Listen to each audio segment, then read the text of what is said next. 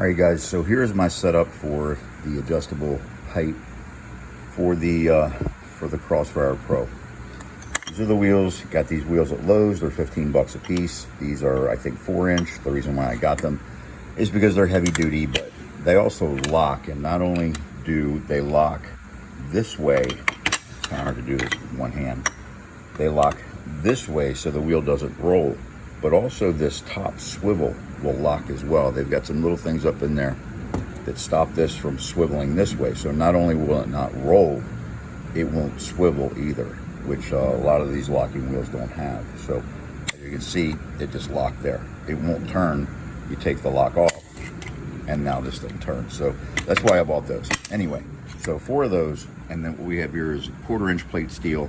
And I'm not going to give you the size of these because it depends on what wheel you buy. So all I did was take the wheel that I bought, match it up, and make a piece of plate steel that matches it. I did 4 of them, of course, and then just mark the holes. Once I cut all 4 of these out, I stacked them and then made the holes. I drilled all 4 holes, or all 4 pieces, the holes all together in a stack, so everything lines up. And then here, this is 1 3/4. It's 1/8 wall. Okay, so what happens is if you get 1 3/4, 1/8 wall, it will slide into the legs of the Crossfire Pro.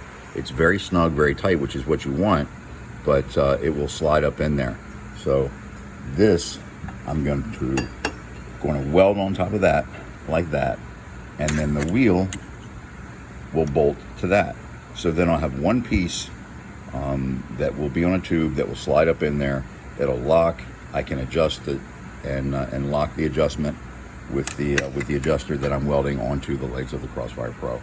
And I'm gonna fab all these up. You don't need to watch me weld. If you guys can't weld or you don't know what it looks like, you're on the wrong channel. This channel is not about wasting your time. It's about showing you what you need and just doing things the quick and easy way. So I'm gonna go ahead and fab up these, and once I get all 4 of them put together, then I'll come back to the video and show you what I got. All right, guys, so here is the setup made. That is what it looks like. It is the welded pipe on the 1/4-inch steel. Again, that is 1 3/4 tubing that is 1/8 inch thick, which will slide inside the leg of the Crossfire Pro. So it'll barely fit, but it will slide in. So 1 3/4 square tubing, 1/8 inch wall. This length is 6 inches. This is 1/4-inch plate steel, cut to the size to match your wheel. All right, these are locking wheels. The bolts are 5/16 3/4 length with a washer, a lock washer underneath, and just a regular nut. And you cannot go beyond 3/4 here, because as the wheel spins, you're going to see it right here. Obviously, it gets really close right there, so it has to be 3/4. If it were 1 inch, it would not work. So make sure that if you do this project, you get 3/4. And that's what it looks like. And in just a minute, I'm going to knock those old wheels out, and I'm going to slide these new ones in, and we'll see how it looks. Okay, guys, I'm here under the Crossfire Pro, and what I have is a 5/16 basically knob. It's a knob with a 5/16 shaft on it, threaded shaft, and then a 5/16 nut and a washer.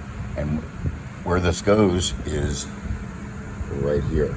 Now this hole is on the Crossfire table. What I did was I went from the bottom 3 inches up and kind of in the center. I got a little bit off, but what I'm gonna do is take this, I'm gonna stick it in that hole, and the reason why there's a washer there, I'm gonna weld that washer and the nut together onto the leg, because if you only do a nut, then that nut has a smaller surface area and you're gonna pull the leg out. So if you spread out that surface area a little bit with a washer, then that's a larger surface area that is putting pressure on the leg. And then of course, once the washer is welded onto the leg, then this knob right here will be able to turn without that nut turning, and you can lock the leg as you slide the leg up and down inside. And this is the old wheel that's coming out, and the new wheel with the shaft, the insert, will go in, but this is how it's going to lock.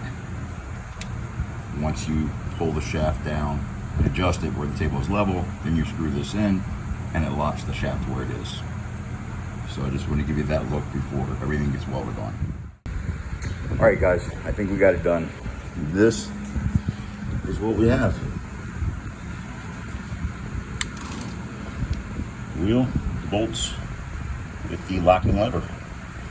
I did level the table, and it was pretty level, but they work out quite nice. And again, locked down.